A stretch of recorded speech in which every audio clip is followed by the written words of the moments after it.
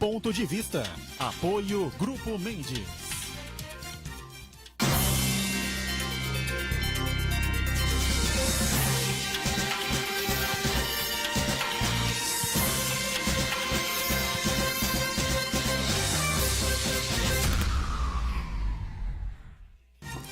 Olá, estamos abrindo aqui o Ponto de Vista, diariamente com você, nesse horário da 1h30 da tarde, as personalidades da cidade, da região e do Brasil, debatendo e discutindo aqui na nossa mesa branca, não é?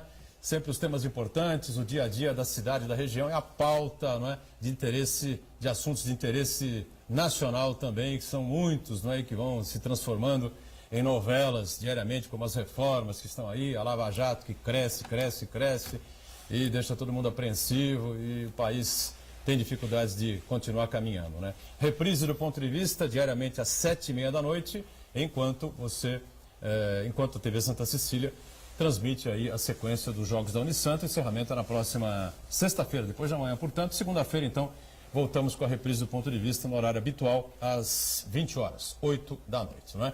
Economia, política, discussão sempre importante aqui para a gente da cidade, da região e do Brasil também. Com muita satisfação, recebo aqui no Ponto de Vista, cientista político, pesquisador, né, o nosso Marcelo Di Giuseppe.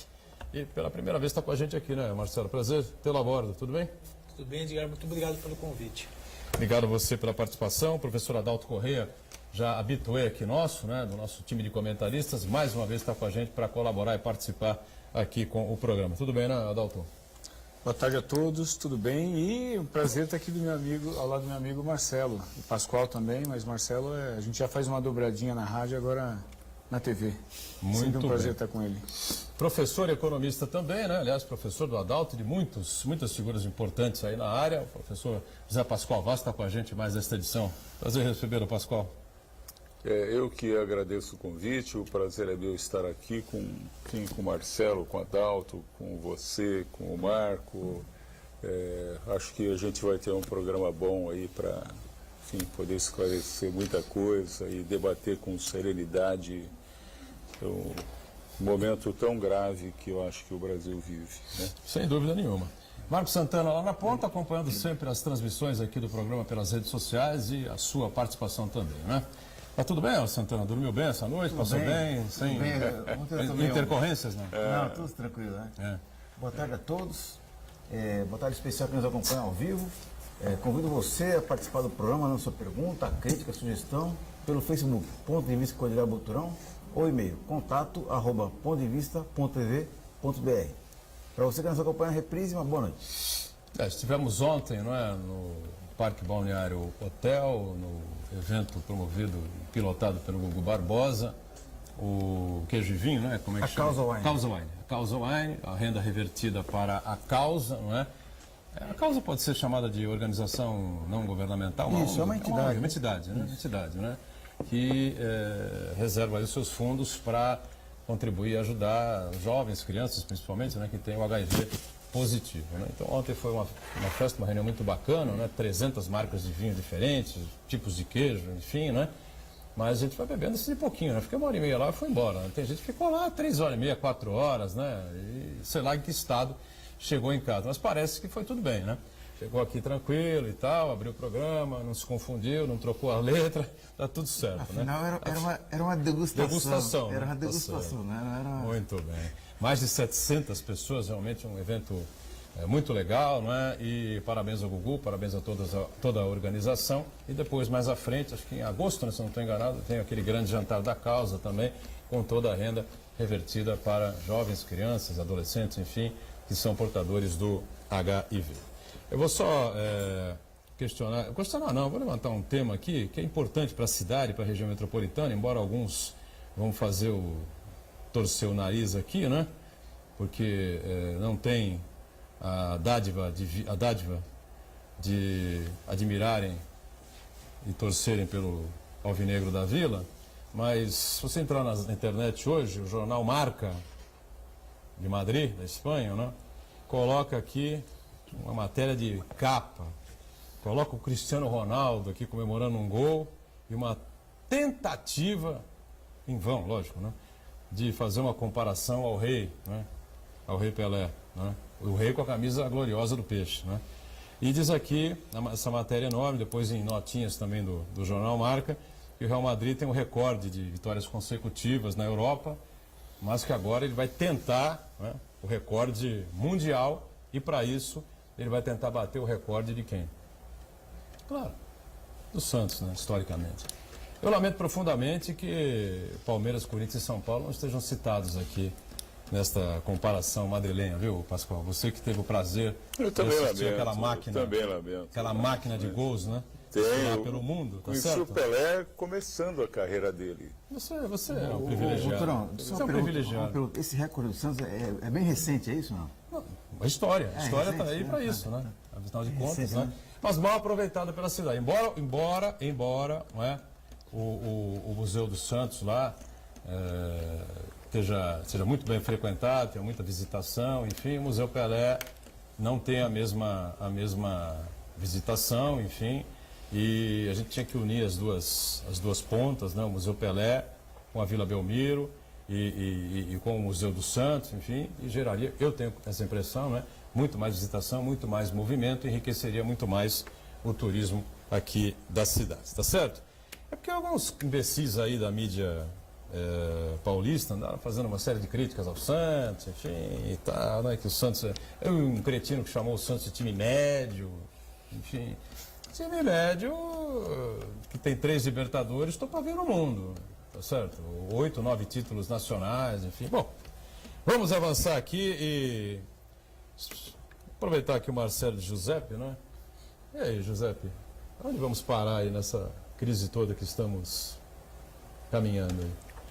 Boturão, Queria saber a tua opinião, que você está estreando aqui com a gente, sim, né? sim. É assim, pelos contatos que a gente tem por obrigações profissionais com Brasília, a gente percebe que enquanto a Lava Jato, muito parecida com os Mãos Limpas na Itália, enquanto o judiciário brigava, os políticos se uniam e conversavam, né?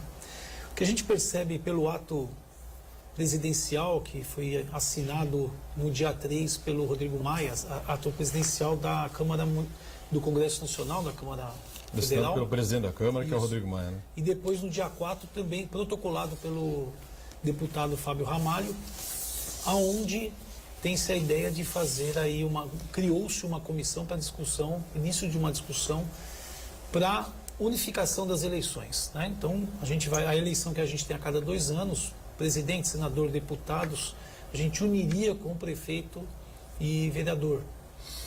Isso ocorreria em 2020.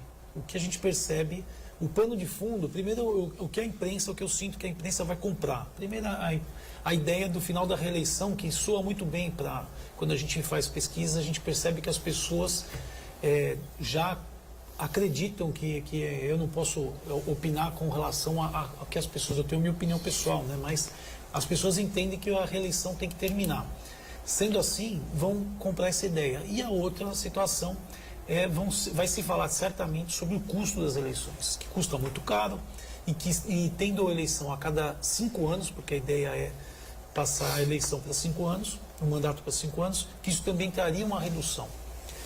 O que as pessoas acho que não percebem que no pano de fundo, se a gente não passar logo o foro privilegiado, que eu espero que passe, o fim do foro privilegiado, que a gente daria mais 2 anos ao governo que está, e também não só ao governo federal, mas também aos deputados que estão lá, muitos, Congresso que está, Congresso citado, né, na Lava Jato. Senadores daria mais também. tempo, senadores, a gente tem 24 senadores citados, a gente daria mais um tempo para eles, e enquanto isso a gente vê o judiciário brigando, e aí mais tempo ainda para a União. Eu temo por isso, mas não saiu, eu li essa matéria, saiu no El País, mas não saiu de forma contundente em nenhum jornal, não saiu na Rede Globo, não saiu em nenhum lugar. Está saindo aqui no Saiu ponto de aqui, vista. saiu aqui no ponto de vista bastante já aqui, há né? uns 15 dias sobre isso. Então, Só as que duas assim, o que oportunidades. chama atenção é que estão dando pouca importância a Pouca essa importância. situação. A E grande assim, mídia não fala sobre isso, curioso. não fala. Então, o que a gente percebe, e toda a movimentação que ocorre hoje de candidatos, pré-candidatos a presidente, pode ser perdida se for colocado mais 2 anos. Né? Toda essa movimentação não vai valer de nada. E também me preocupa muito, porque eu gostaria eu entendo que a gente só vai ter uma calma no país entre esquerda, direita, centro, entre as pessoas, que eu acho que é um absurdo que a gente está vivendo hoje, da falta de respeito, não respeitando nem religião, muito menos a questão ideológica das pessoas. Eu acho que só depois da eleição. Acho que a eleição é pá de cal para isso. Mas só que esses mais 2 anos, com tanta coisa que pretendem fazer, me assusta. Eu acho também, já disse isso aqui várias vezes, né? E no programa anterior que nós tínhamos na casa também defendia isso, né? E acho o seguinte, as pessoas, desde que as pessoas tenham coragem de tocar durante o debate eleitoral nos pontos importantes dessas reformas que estão aí, reforma trabalhista, reforma previdenciária, política, essa coisa toda aí, porque não adianta o Adalto chegar com o prato feito na hora H e dizer, mas pô, isso não foi discutido, não é? Como a gente está acostumado a ver. Mas antes de falar exatamente sobre, você acha que a reeleição, fazendo uma análise aí da questão econômica também, que, claro, a grande questão é a questão econômica, né? Se o país vai bem economicamente, se as coisas caminham bem, ninguém, infelizmente, ninguém está dando nem bola para a Lava Jato, entendeu? Isso tinha até acabado. Aproveitou-se uma crise econômica gigantesca, né?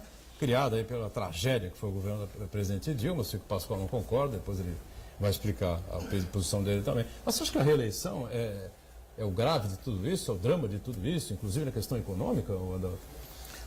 Olha, que a questão econômica é uma questão principal, não há dúvida, porque Sim, claro. Não há dúvida, porque nós estamos falando de bem-estar das pessoas, né? Quando a economia vai bem, nós percebemos o aumento do nível de bem-estar das pessoas, pelo menos é o que nós esperamos, quer dizer, se for bem conduzido, se for bem direcionado.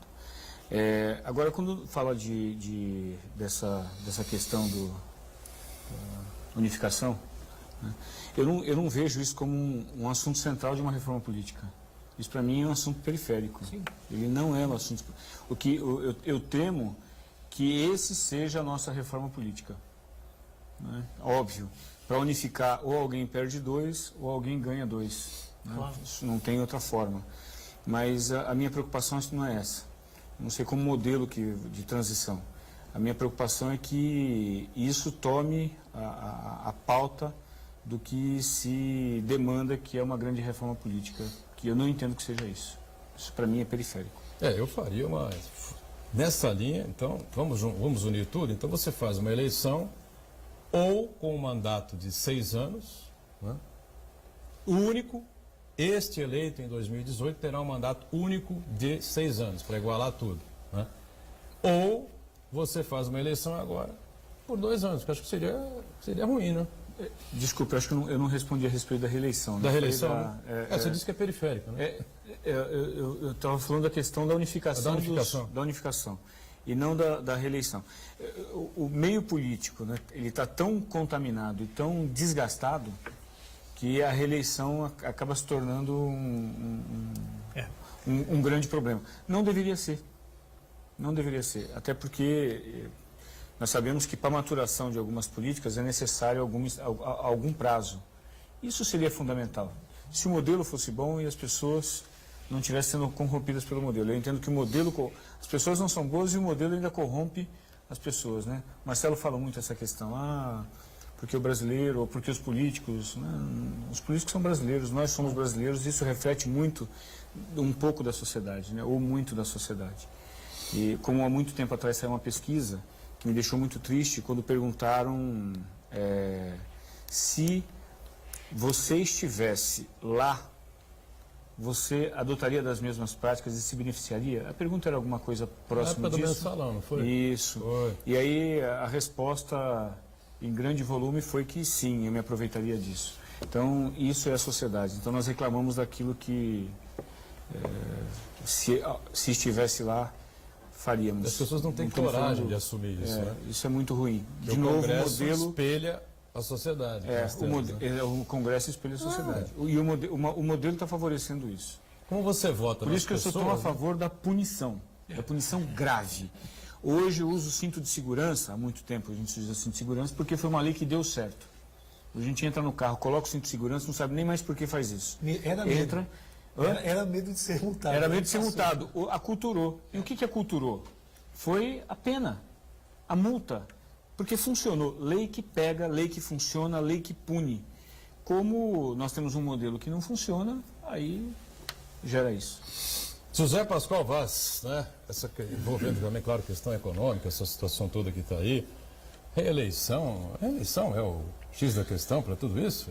Olha, eu acho o seguinte, acho que esse governo, o governo Temer, a legitimidade dele é zero, né?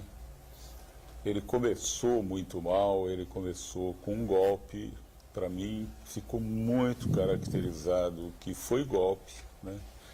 E agora, quer dizer, essa ideia, né, que está por trás aí até 2020, eu acho que seria uma barbaridade, né? Seria muito menos legitimidade ainda. Ele vem fazendo, sem legitimidade nenhuma, ele vem fazendo reformas que são reformas importantíssimas, mas sem nenhuma consulta popular. A grande imprensa, né, não vem dando a atenção merecida a essas reformas. Isso acontece a nível nacional, na grande imprensa, acontece aqui em Santos, né? Tem entidade, tem rádio aqui em Santos, né, que não convida pessoas mais à esquerda, né? Isso é dramático, isso é profundamente triste, você vê, e você se sente acuado. Outro dia eu fui a uma rádio, né, quase que eu invadi, eu fiquei na porta ali de vidro, na porta de dentro, quase que eu invadi, porque eu acho uma calamidade acontecer um negócio desse, né? Isso acontece, você pega os economistas que falam na Rádio Bandeirantes.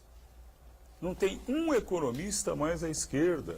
Não tem Beluso, não tem Márcio Postman, não tem Ladislau Dobor. Pessoas de altíssimo nível, que têm ideias diferentes, não são convidadas. Você só convida pessoas que pensam da mesma maneira. Mas esse pessoal eu já mandei mais de 50. Muito, né, Pascoal? Como? Esse pessoal se desencantou muito, né? Como? Eu, por exemplo, ouvi uma declaração recente do... Você citou agora, o... Beluso? Do Beluso. O Beluso dizendo que não dava para entender nada o que a presidente Dilma estava fazendo. Porque durante a campanha ela discursou de uma forma, defendeu uma tese, uma forma de governar, atacou Marina Silva e Aécio Neves, principalmente no segundo turno, porque eles iam fazer tudo aquilo que ela assumiu que tinha que fazer depois que assumiu o mandato. E o Beluso falou, pô, eu não estou entendendo mais nada, daqui para frente não me procurem mais. Então acho que esse pessoal que você está citando também, na verdade, é muito constrangido, né? Claro, é uma maneira do cara se expressar, mas é evidente que essas pessoas, eles vivem fazendo movimentos, né, para alertar as pessoas para as barbaridades que o Temer vem fazendo, né? A grande imprensa, eu mandei mais de 50 mensagens para a Rádio Bandeirantes, tá certo? Não responde uma. Mandei para o WhatsApp, mandei pelo Messenger, mandei pelo Facebook aberto, não vem uma resposta. É impressionante. Assim, você no caso da Rádio Bandeirantes, eu não vejo assim, a Rádio Bandeirantes... Pega o Cláudio Humberto. Pega o Cláudio Humberto, pelo amor de Deus. O próprio José Paulo.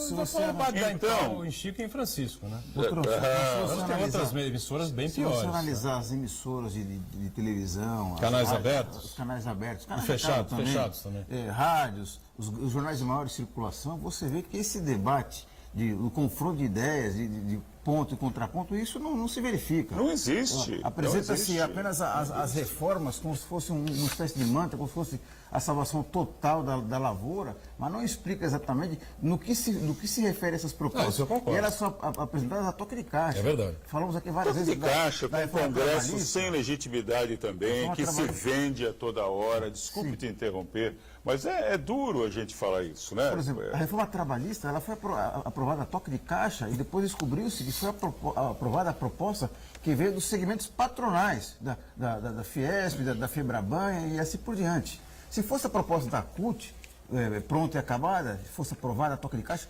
também não serviria.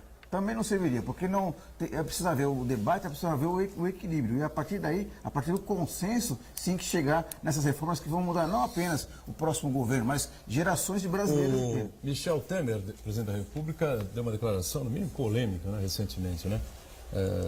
O Adalto pensa completamente diferente do Pascoal e isso é legal porque a gente ontem fizemos um programa... Olha, eu interessante, queria ponto fazer, contra ponto. deixa eu te interromper, seguinte, o que eu estou falando da grande imprensa, quer dizer, quando a gente está aqui nesse programa, quer dizer, isso aqui é um oásis na imprensa brasileira. Eu estou te falando, eu penso muito diferente, mas nem tanto assim. Os objetivos são os mesmos, os caminhos são diferentes claro. do Adalto, tá certo? Mas eu vejo gente aqui que pensa muito diferente de mim.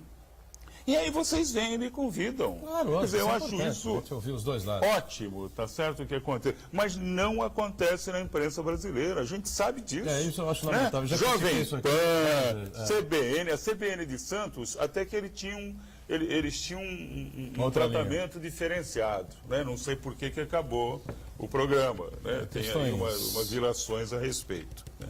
Mas eu queria continuar dizendo o seguinte. Diga. Quando a gente fala de economia ir bem, tá certo? Quer dizer, não interessa só o crescimento, né?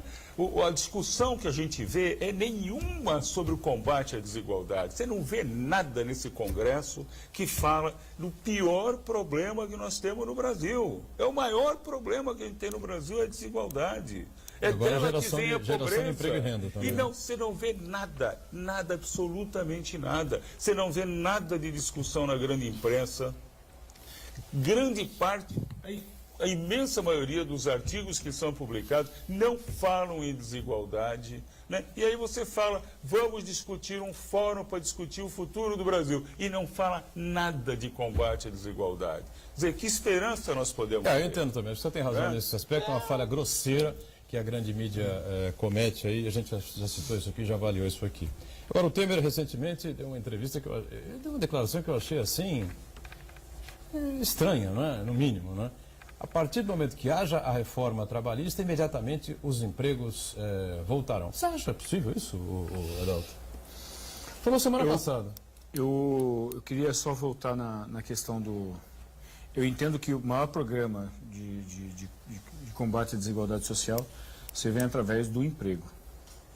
Né? Então, o que eu discordo é que nós temos uma trajetória muito grande e uma trajetória de médio e longo prazo, que são as reformas estruturais para que o Brasil volte a ter capacidade não só de captação de recursos, captação de investimentos e garantir investimento, não só do setor público, quanto da iniciativa privada. É isso que vai reduzir desigualdade social. Vamos lembrar que o último governo, né, Lula e Dilma, os últimos governos, tinham programas sociais muito fortes, né, só que sem enxugar gelo. Eu não consigo imaginar que a gente pudesse comemorar cada vez mais o aumento do número de pessoas beneficiadas pelo Bolsa Família. Eu acho que isso para mim é um erro conceitual. É como uma cidade que é acometida por uma enchente, 10 mil desabrigados. Então tem 10 mil pessoas no centro esportivo. Não, tem 5 mil pessoas no centro esportivo. Daqui a pouco você comemorou, agora temos 7 mil pessoas abrigadas no centro esportivo. Quer dizer, nós estamos comemorando um número cada vez maior. É como se nós estivéssemos comemorando a miséria. E eu entendo que todo esse problema histórico que nós temos vai ser resolvido também pela história. Por isso que eu entendo que as reformas são muito importantes. E aí você lembrou, eu coloco aqui, eu tenho colocado sempre, eu não acho que o governo Temer é ilegítimo por um motivo muito simples. Ele é vice-presidente, a não ser que nós mudemos o sistema e falou assim, a partir de agora nós temos candidatos a presidente e a vice-presidência deixa de existir. Ok? Vice-presidência pelo ano B, aconteceu errado. A forma, aí é um outro programa que a gente vai demorar aqui 10 horas discutindo se foi... eu vou precisar dar um toque nisso. Legítimo ou não. O Adalto, por esse raciocínio aí, a gente pode pensar então que na época antes da Lei Áurea, a escravidão era legal e era legítima. Mas por quê? Porque era lei. A lei dizia que escravidão, você ser proprietário de outro ser humano, era legal e era legítimo. Quando a gente pensa que hoje, com nossos valores, não é bem assim. Não, desculpe, são os valores da época. Mas né? o Adalto tem razão. Você eu tira estou dentro o de um vice... contexto histórico, que senão meu discurso também. O discurso de ninguém faz mas sentido. nós vamos ficar o resto do programa Não vai assim, isso, né? tem alguma tribo indígena espalhada por algum canto do mundo onde o canibalismo não é crime, porque faz parte da cultura. Pô, então, você concorda com isso? Pô, eu não posso entrar em outro contexto histórico, nem na história de outro de outra sociedade. Por isso que Aí eu são não- dois, mas- na minha opinião, são dois golpistas, tá certo? A Dilma deu um golpe grosseiro na eleição de 2014, pintou o Brasil de uma cor, que a cor era completamente diferente, tanto que ela assumiu, foi pressionada e teve que fazer uma política econômica completamente oposta ao que ela pregou na campanha eleitoral e ao que ela dizia que seria o fim do país, o fim dos trabalhadores com relação à candidatura Marina e à candidatura Aécio. E depois mas sofreu, não dá pra sofreu um comparar, golpe. Boturão. Depois sofreu um golpe pilotado pelo presidente Michel Temer. Boturão, não que dá nunca pra me agradou comparar. também. Então nunca me agradou. Eu, no programa anterior, na época do impeachment, eu disse claramente aqui, na minha opinião, tinha que cair os dois. E fazer novas eleições. Era a melhor saída que o Brasil tinha. Ó, eu entendo Olha, assim, na minha opinião. se incompetência não é motivo para tirar um executivo público do poder, aí tudo bem. Então, é porque assim, a incompetência foi extrema. Não, mas a incompetência Máximo. não está escrito na Constituição. Não está inscrito. Não está inscrito. Não, Eu só não estou tá falando escrito. assim, ela, A Dilma assim, eu foi não defendo. vítima. Eu acho que a esquerda saiu um pouquinho o Ladislau Dalbor, que eu tenho tanto respeito por ele, né, carinho, eu tenho uma admiração gigantesca. Mas assim, uma coisa é você ter um pensamento de esquerda. Outra coisa, eu acho que é completamente diferente, é defender Dilma, é defender Lula. São coisas diferentes. Não, eu é só- respeito o pensamento de esquerda. Esse é um mas programa eu não consigo. que precisava acontecer aqui, talvez com PowerPoint, eu não sei se é possível PowerPoint trazer gráficos Hoje não para vai dar. cá. Tem que fazer intervalo, entendeu? Pascoal? Não, na volta, não agora. Não, na não volta agora. você vai continuar falando, vamos continuar falando sobre economia política, aqui, aproveitar tá o bom. Giuseppe aqui que está conosco. Voltamos Vamos lá. daqui a pouquinho, até já. Isso é o seguinte, o emprego continua raro. Existe um lugar em Santos onde você encontra os empreendimentos mais fascinantes da região. Um lugar amplo, aconchegante, feito para oferecer o melhor atendimento para você. Um lugar que reúne as melhores opções residenciais e comerciais nos bairros mais nobres de Santos. Um lugar que a gente nem precisava dizer, porque você já sabe. Central de Vendas Grupo Mendes, Rua Guaiaó 55, Aparecida. Venha fechar um bom negócio para abrir as portas do seu novo lugar.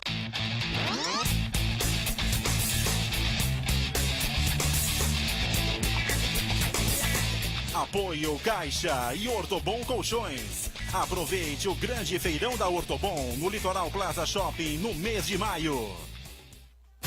Quem escolhe uma faculdade escreve um capítulo que define sua trajetória, define os rumos do seu amanhã. O aluno que se forma ou está na Unisanta se destaca no mercado. Aqui se aprende fazendo em laboratórios específicos, com qualidade comprovada nas avaliações do MEC. Somos talento, somos paixão, somos Unisanta. Vestibular Universidade Santa Cecília. Inscreva-se já.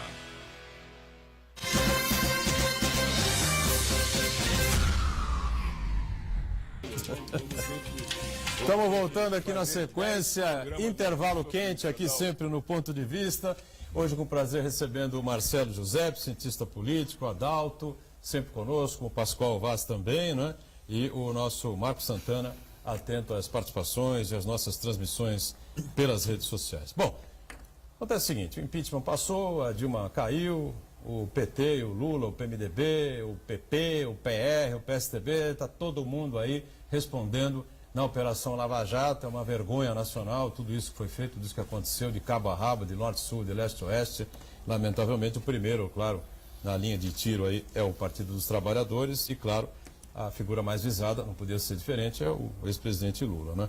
Agora, essa questão econômica, o Giuseppe, fundamentalmente ela tem uma importância muito grande nas pessoas, na escolha de futuros políticos, de avaliação de governos, né? Você, evidentemente, capta isso nas pesquisas que você faz, nos levantamentos que você faz. Chama atenção, em abril de 2013, nós fizemos uma pesquisa com 4 mil pessoas na cidade de São Paulo e o governo Dilma tinha uma avaliação muito boa na época, né?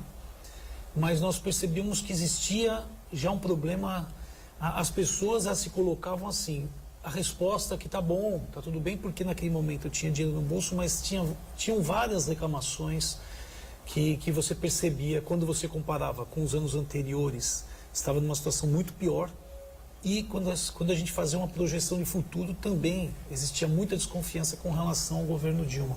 Eu fui para um seminário no México e na época estava tendo a Copa das Confederações, e aí na televisão eu vi um quebra-quebra, me assustei, depois que eu vi que era do Brasil, foi começar a entender. Logo depois a gente voltei e a gente fez um novo estudo em São Paulo, já não só a aprovação do governo, do prefeito, do governador, mas principalmente o dela também teve uma queda. 2013 foi o ano em que as pessoas foram para a rua, né? Sim, sim. Como é que chamava o movimento? Era o Passe Livre? Começou com o Passe Livre, né? Depois ele teve uma mudança de caminho. O Passe Livre, na verdade, acabou sendo engolido pela insatisfação que a gente percebeu isso em abril. Foi. E o que acontece é que a gente tem até uma passagem falada no meio político que a Dilma, na época, chamou o João Santana no quebra-quebra em Brasília e perguntou se as pesquisas dele não previam isso, né? Não previa que existia algum tipo de insatisfação na rua. É claro que ali o profissional de marketing tem duas saídas. Ou ele fala que previa, mas preferiu protegê-lo para que ela andasse tranquila, ou prefere valorizar o seu trabalho. Falou que não previa porque a gente, naquele momento, não era nada assim e tal. A verdade é que 6 meses antes de junho já existia uma insatisfação vindo, as pessoas começavam a ter problema para pagar as contas, o custo de vida, e tem uma relação muito grande, sim, a economia com a questão eleitoral. A gente sabe que a gente tem aí um desnível aí, é cíclico, tudo bem, mas por isso que também o Partido dos Trabalhadores teve e terá problemas na próxima eleição, que dependendo de quando vai ser, por causa da situação econômica que, apesar de as pessoas conectaram esse problema econômico, sim, com o nome dela, a gente isso a gente percebe também em estudo, mas só tocando no eu prefiro não falar de economia. As pessoas fazem a conexão da Dilma com a dificuldade econômica. Com a recessão, elas entendem que sim, que não... A Dilma quebrou o Brasil, essa ficou situação... o Pascoal não concorda. São pesquisas. Essa pesquisa foi uma pesquisa entre a população comum? Sim, senhor. São Paulo. Ou foi entre empresários, entre... Sim. Porque então, foi uma pesquisa com 4 mil pessoas. Em 2013 a população falou isso? Sim, capital. Não, mais para cá agora, né? Mas veja, 2013, nós tínhamos inflação sob controle, nós tínhamos 4,5% de desemprego. Foi depois. Não.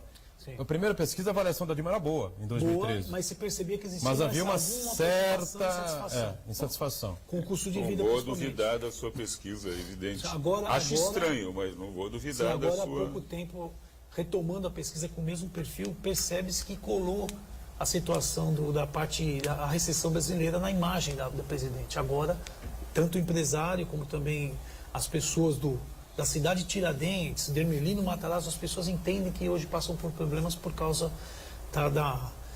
da presidente Dilma, do trabalho da presidente Dilma. Pode-se aí imputar isso, a mídia fez isso? Pode ser, mas a situação dela, principalmente politicamente, ela teria muito problema para se eleger. Agora com o governo Temer também a gente não tem assim, nenhum oásis de futuro, enfim, algumas mudanças foram feitas, né? O Pascoal e Adalto, né? Eu queria trazer um ponto aqui que o Adalto levantou. Quando eu falei da desigualdade, o Adalto falou que a melhor maneira de combater a desigualdade é ter emprego. Eu acho que emprego é absolutamente essencial. O emprego, quando a pessoa perde o emprego, ela perde tudo, principalmente o pobre, né? Aquele que tem mais posses quando perde o emprego, ele tem poupança, ele tem gente conhecida que lhe dá carta de referência. O pobre, quando perde o emprego, ele perde tudo. Então, concordo com você, Adalto, é absolutamente essencial o emprego. Agora, durante a ditadura, nós passamos do 48º lugar da economia mundial, ou seja, tinha 47 países na nossa frente. Nós passamos para o 8º lugar no final da ditadura. Tinha 7 países na nossa frente. De 47 para 7, ou seja, nós passamos 40 países para trás. Sabe o que aconteceu com a desigualdade? É a desigualdade que tinha um Gini de 50, que já é péssimo. O Gini bom é entre 25 e 30. O nosso era 50. 50 é um Gini péssimo. Passou de 50 para 60. Ou seja, não basta crescer. O Ladislau, que eu citei e o Adalto citou também, quer dizer, ele tem uma frase muito interessante que é o seguinte: crescer por crescer, o câncer também cresce.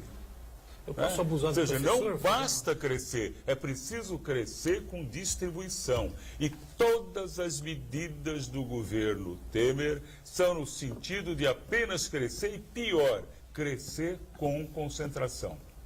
É tudo em cima do pobre. Exemplo, BPC, benefício de prestação continuada. Sabe o que é o benefício de prestação continuada? É um benefício que você paga 1/4 do salário mínimo, né, para quem mora numa família que tem 300 e poucos reais de renda.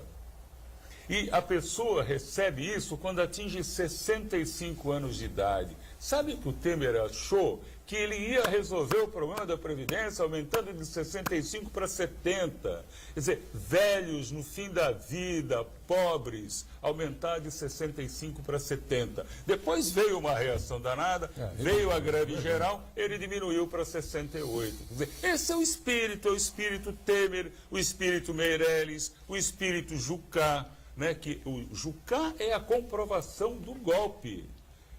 Tá gravado. Mas Precisa derrubar a Dilma para acabar com a sangria. Ou seja, acabar com a Lava Jato. Acabou com a Lava Jato, sangria dele. Tá na cara, foi golpe. Mas o Jucá chegou no Brasil. O Jucá veio junto com o Cabral, né? Ele, o Olha, eu Renan. queria fazer uma pergunta. Sim, mas tem uma aproveitando a- influência danada, desculpe. Professor, eu queria aproveitar a experiência do senhor para fazer uma pergunta. Porque, para mim, né, os países que eu conheço do mundo, a diferença, a distribuição de riqueza é sempre complicada. O senhor tem algum modelo de país que fala assim, país tal é um modelo? Ah, nossa, em distribuição de renda? Sim. Nossa. Você tem Noruega, Holanda, Japão, o próprio Canadá tem uma distribuição de renda razoável. Você tem um monte de países. Agora, naqueles países onde o capitalismo é exacerbado, a desigualdade está crescendo E violentamente. não tem o socialismo, Veja-se por exemplo, Estados Cuba. Unidos. Por exemplo, Cuba. Cuba, a desigualdade é zero. Todo mundo é pobre. Eu trabalhei lá. Mas todo mundo é pobre, José, mas José tem Pedro. educação, tem mundo é saúde, pobre. tem Pastor, lazer. Eu trabalhei lá, Só um alguns pouquinho. dias.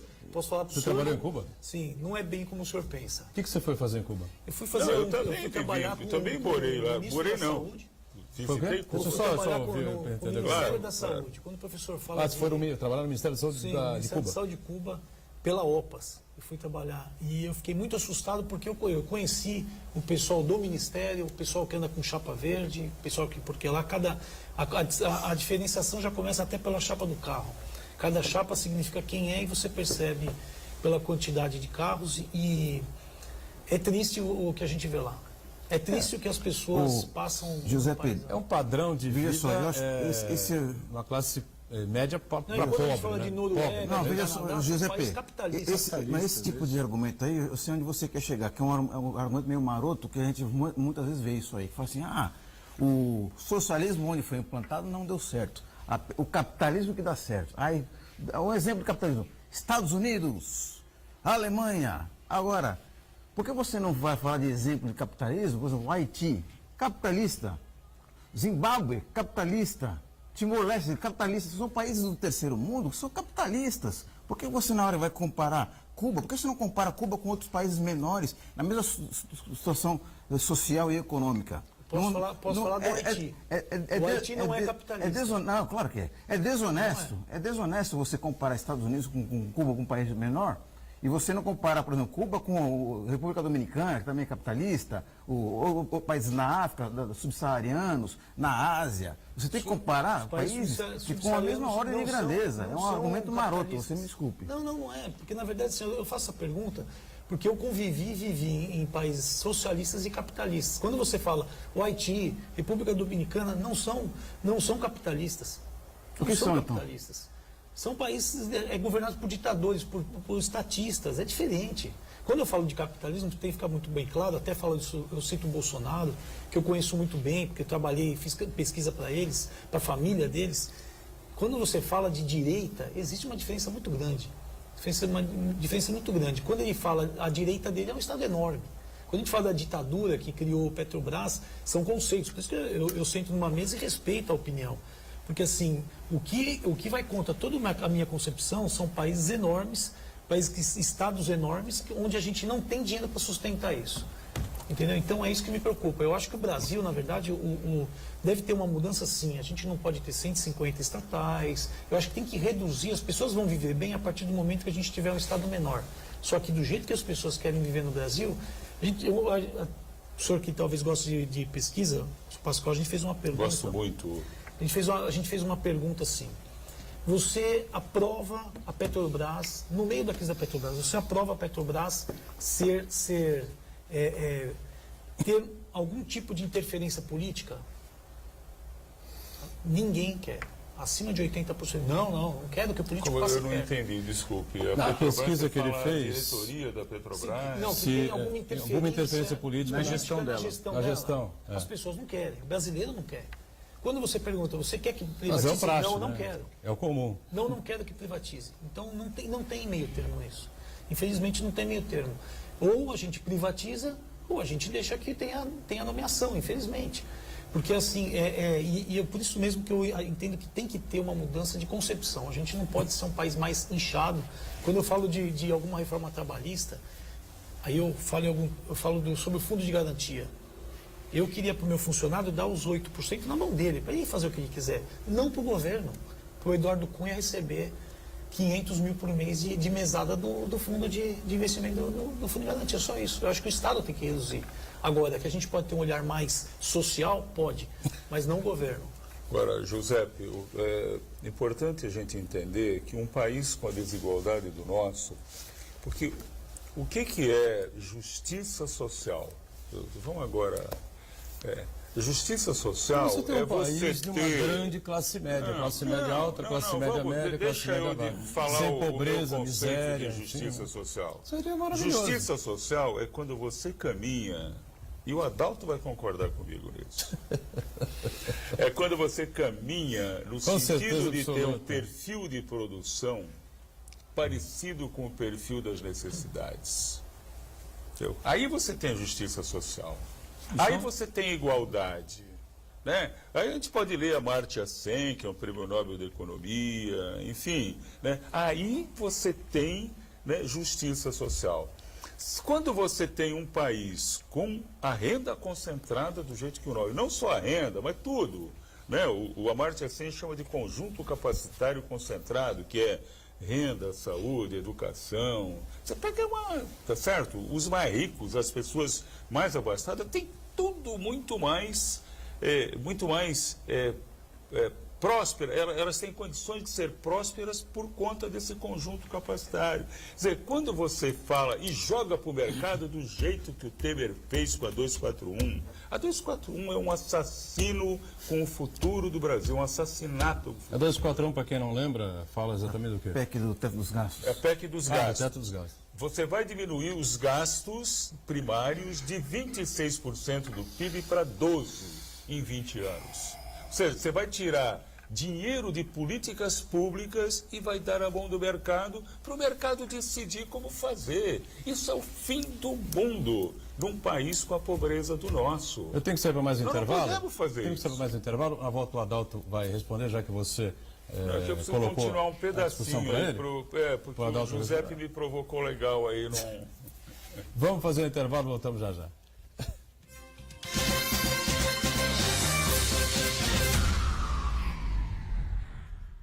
Existe um lugar em Santos onde você encontra os empreendimentos mais fascinantes da região. Um lugar amplo, aconchegante, feito para oferecer o melhor atendimento para você. Um lugar que reúne as melhores opções residenciais e comerciais nos bairros mais nobres de Santos. Um lugar que a gente nem precisava dizer, porque você já sabe. Central de Vendas Grupo Mendes, Rua Guaiaó 55, Aparecida. Venha fechar um bom negócio para abrir as portas do seu novo lugar. A Unisanta oferece mestrados inéditos recomendados pela CAPES e com professores altamente capacitados. Mestrado em Engenharia Mecânica, Ecologia, Direito da Saúde e agora Auditoria Ambiental. Aproveite descontos especiais e financiamento. Inscrições e informações www.unisanta.br/mestrado. Universidade Santa Cecília. Excelência em pós-graduação. E aí galera, beleza? Então, o mundo mudou. Agora todo mundo é gerador de conteúdo. Entrar ao vivo não é mais um privilégio da TV, é um privilégio seu. Você também dá notícia, você também tem audiência, tem voz. E ouvindo você, o Enem mudou.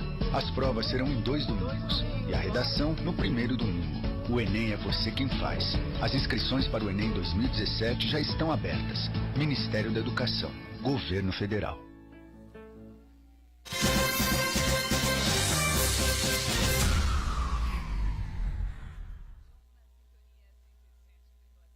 Muito bem, estamos de volta aqui a sequência do Ponto de Vista com o Marcelo Giuseppe, o nosso professor Adalto, o professor Pascoal, o Marco Santana aí acompanhando as redes sociais aqui.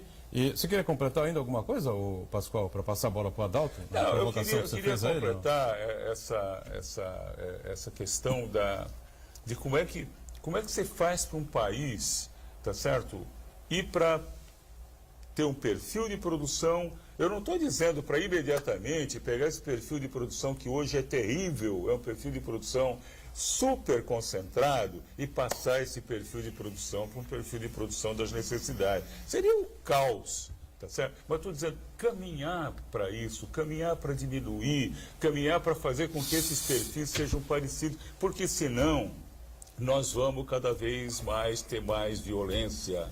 A desigualdade, ela provoca, porque ela é uma grande violência, então ela provoca grandes violências. Você não vai ter paz se a desigualdade continuar do jeito que está. Você vamos pensar nisso. Você lembrou uma frase muito importante aqui, né? Antes de passar para o Adalto, só o crescimento não basta, porque o câncer cresce também. Então, Adalto. O que, assim, professor, eu acho que nós queremos a mesma coisa, né? No sentido de que nós queremos o bem-estar de todos, nós queremos a distribuição de renda, só que, assim, não há um centavo que você dê para alguém que você não tire de outro alguém. Quando nós falamos que o Estado é o produtor, é o grande responsável, único, né, por essa distribuição de renda, nós estamos falando que ele vai buscar na carteira de alguém para entregar para outro alguém. Se a gente levar em conta, inclusive, que o nosso sistema tributário, que não é feito por um governo, mas uma história do Estado brasileiro, ele é regressivo, que a gente tira de quem não tem para entregar para quem tem, nós estamos tirando dos mais pobres para entregar para os mais pobres, porque na realidade você não está tirando dos mais ricos. Nós estamos falando então de um conceito de modelo de estrutura tributária e não de síndicos, de pessoas que estão lá. Até porque em todo esse modelo bonito que o Estado deve redirecionar, inclusive a produção, eu não vi o Lula fazendo isso. Outra, eu também não acredito que o Estado deva dizer o que as pessoas têm que produzir. Isso é impossível. Na realidade, nós estamos querendo mais Estado. E o Estado está se mostrando totalmente incompetente para resolver as questões que ele precisa resolver. Quando eu ouço o discurso de desigualdade, redução da desigualdade social, eu também fico encantado, né? Mas eu também não quero ser visto como, o Adalto é contra a redução da desigualdade social. O Adalto é contra os mais pobres. Não, eu sei que você não falou isso. Mas assim, eu só acho que o caminho está errado. Porque o caminho de simplesmente ir alimentando a pobreza porque ela é pobre, sabe? Isso não reduz a pobreza. O que reduz a pobreza é emprego, sabe? E emprego, inclusive, de gente que produz brinco, piercing.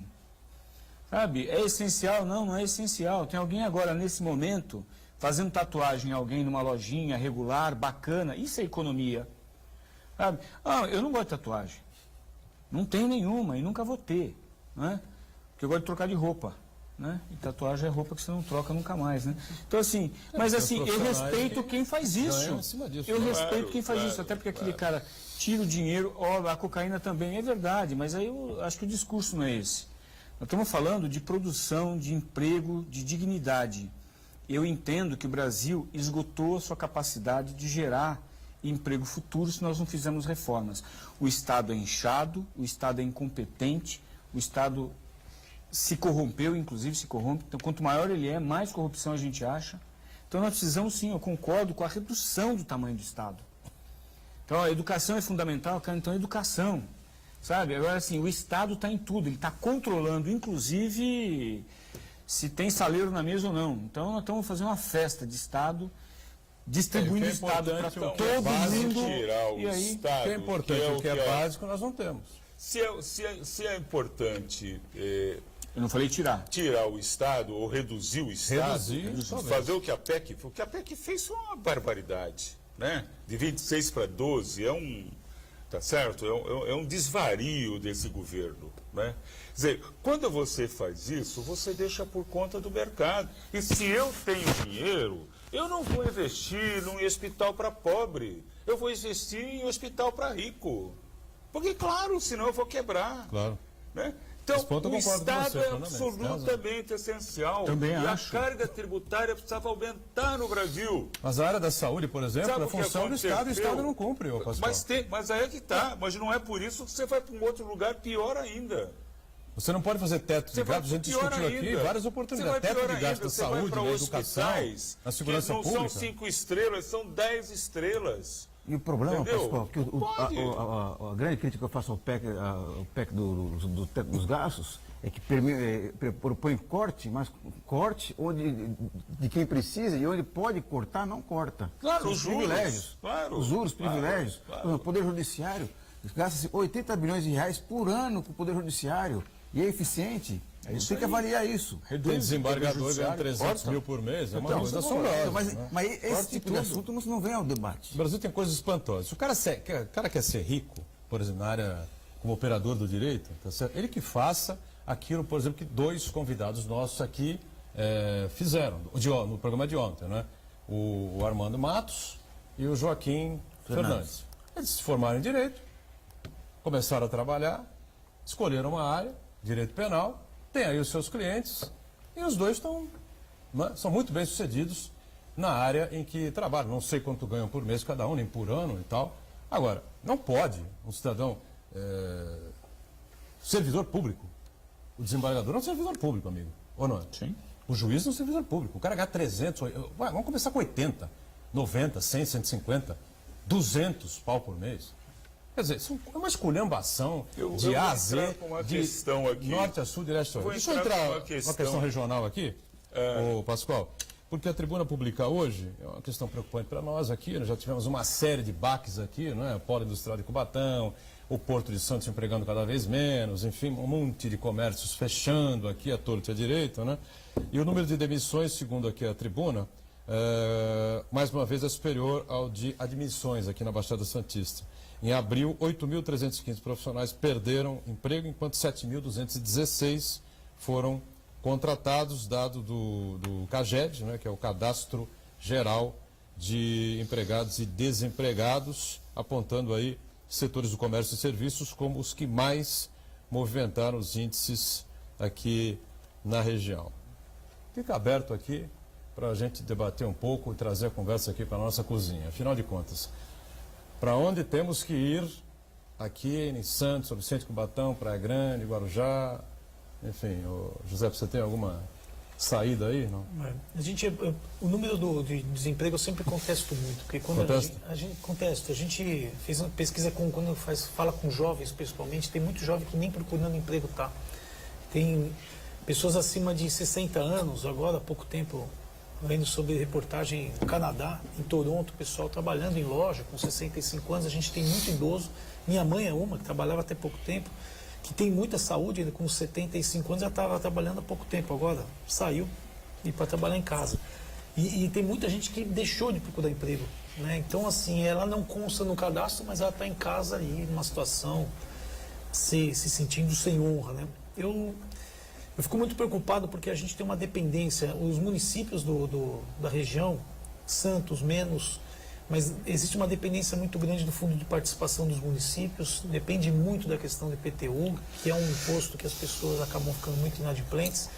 Então eu tenho muita preocupação com a questão financeira, converso muito com os prefeitos e não tem um deles que fala, tirando Praia Grande, o prefeito Mourão, que tem uma situação mais tranquila, Então não é tão tranquilo assim, mas todos os outros se sentem muito apertados, com dificuldade, e a gente está falando que a gente está no mês 5, nós estamos até o mês 12 ainda, né? E o grande fluxo de capital entra agora no início do ano, depois começa a minguar. Então, a situação realmente não é nada fácil. Saída, infelizmente, o modelo que a gente escolheu de país, que essa é uma grande crítica que eu faço, acho um absurdo ontem a gente ver 5 mil prefeitos com o piris na mão, tentando conversar com o presidente. Isso é totalmente ao contrário na minha cabeça, né? Não que eu seja municipalista, mas eu acho que a federação que a gente tanto prega não existe no Brasil. E os prefeitos do Brasil numa situação horrível de dinheiro, o presidente tem uma tranquilidade de falar, vamos aumentar isso, vamos cortar aquilo. O prefeito não tem essa tranquilidade, né? Não tem essa mobilidade. Então, eu não sei, sinceramente, como a gente vai chegar, e a gente comenta muito, fala sempre, a situação hoje, o comentário é falar sobre o João Dória, né? O João Dória ele vive uma lua de mel, mas logo ele vai ter algum tipo de problema aqui de um prefeito normal. Morre uma criança com erro médico, o ônibus que passou em cima de alguém, quer dizer, não aconteceram ainda as grandes desgraças que pode acontecer numa cidade, enchentes, mas também, principalmente, a questão financeira. Perfeito. Diga, Adalto, você e o Pascoal estão muito acostumados aí, o Adalto já foi secretário de Finanças não? Administração. O Pascoal foi secretário de Finanças em Santos também. Eu fui de saúde para nunca mais ser. Foi de saúde, né? Foi de saúde. Também. Para nunca mais. E aí, ninguém vai esquecer secretário municipal aqui, dinheiro né? nenhum. Não é fácil. Os municípios vivem ensanduichados pela pressão da sociedade, porque no fundo as pessoas moram em algum lugar, né? Ninguém mora no Brasil. As pessoas moram em Santos, São Vicente, Itanhaém, Praia Grande. E a demanda é do poder público local. Mas toda a arrecadação, na realidade o grande bolo vai lá para cima. Então os prefeitos são cada vez mais pressionados. E é óbvio que você, além de ter, nós temos que discutir efetivamente uma nova estrutura, né, de repartição do bolo, um novo pacto federativo, né, nós temos que fazer os ajustes. Hoje, 50% dos municípios estão fazendo ajuste. Né? O que é ajuste? Entre aspas, dê o nome que quiser. É uma PEC 241. Cada um está fazendo o seu, porque não há de onde tirar. Né? A Alice não mora mais aqui, o País das Maravilhas não existe. E nós vamos ter que adequar efetivamente as receitas com as despesas. Ao mesmo tempo, percebe que o Estado ele se divide nas mais diversas esferas. Né? O poder municipal também é Estado. Né? Ali também tem que acontecer distribuição de renda. Eu não aconteça que isso venha através de mais postos públicos, empregos através do setor público. Eu entendo que ele vai ter que vir mais a iniciativa privada. Quer dizer, e outra, quando a gente fala que a arrecadação tem que subir, né, eu acho que nós temos que manter esse nível de arrecadação com mais eficiência. Mais eficiência é fazer cada real arrecadado entregar mais para a sociedade. E o Estado se mostra extremamente ineficiente nas entregas. Quero lembrar, para encerrar aqui, eu ouvi há muitos anos atrás, e talvez o Pascoal até fique feliz de quem eu diga de quem eu ouvi. Há muitos anos atrás eu fui num congresso sobre educação e vi o então ministro da Educação falar, e eu fiquei abismado porque saiu do ministro. A cada R$10 investido na educação, R$1 chega beneficiando um aluno na carteira. Quer dizer, custam, foi o Paulo Renato. Custam R$9 para transportar R$1.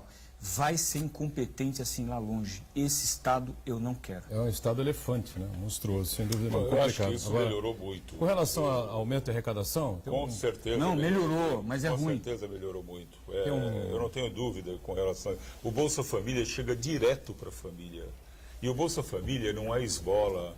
O Bolsa Família é uma forma de você diminuir a tal da desigualdade e de fazer com que as pessoas levem as crianças para os postos de saúde e para a escola. Isso é um programa maravilhoso. Bolsa Família para os pais de hoje. Bolsa Família para os pais de hoje. Para que os filhos deles não necessitem do Bolsa Família mais à frente. Esse eu acho que é o programa... Deixa eu ajudar o professor. Professor, quando eu fui secretário de saúde... 70% das crianças a gente tinha que ir na casa buscar para vacinar, para pesar, porque as mães não levavam. E a gente levava porque é outra coisa que é, até parafraseando o Adalto, porque o prefeito cobrava isso. A gente não pode perder esse dinheiro do Bolsa Família que vem para a cidade, né? Então, mas assim, as mães não vêm, então a gente tinha que ir até lá, tanto as escolas, algumas cidades criaram, na minha cidade criou o agente escolar, para ir buscar os alunos em casa, para eles não controlar a falta dos alunos, quer dizer, uma obrigação do pai, né? E também a saúde, 70% das crianças a gente ia lá buscar para vacinar, para pesar, para ele não perder o Bolsa Família, porque eles não levavam.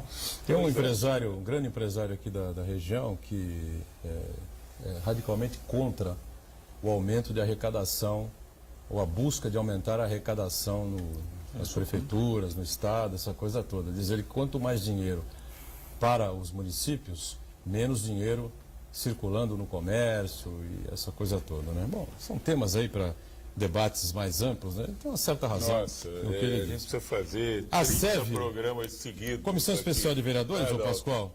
Comissão de Vereadores aqui da Câmara de Santos, que discute propostas para instituir e fortalecer a economia solidária aqui da cidade, promove hoje, quarta-feira, né, às 6h30 da tarde, no auditório da Câmara, uma audiência pública, né? É isso? Audiência pública. Audiência pública, está aqui na matéria exatamente, eu passei batido aqui. A iniciativa tem o apoio do Fórum de Economia Solidária da Baixada Santista. E você está acompanhando esse evento? Vai acompanhar? Ô, Pascoal, você está fazendo parte desse evento? Estarei presente. Muito bem, está feito aqui o registro. Acho que tudo que fala de solidariedade a gente precisa estar presente. Obrigado, José. Prazer recebê-lo aqui. Espero que você aprendeu o caminho e vai voltar em outras oportunidades para colaborar com a gente, viu? Valeu. Obrigado. Adalto está sempre conosco. Obrigado mais uma vez. Pascoal também. E o Santana diariamente acompanhando a sua participação. E parabéns ao programa por trazer gente de todas as tendências. Obrigado. A ideia é que sempre continue essa. assim. Somos sempre democratas. Porque tem gente nessa cidade que não sabe o que é isso. Na cidade não, na grande mídia que eu acho até pior do que nas TVs locais e regionais, né? Vamos fechando o ponto de vista de segunda a sexta ao vivo, 1h30 da tarde, você confere a reprise às 7h30 da noite até sexta-feira, né? Na segunda-feira volta por horário normal às 20 horas. Obrigado. Tchau.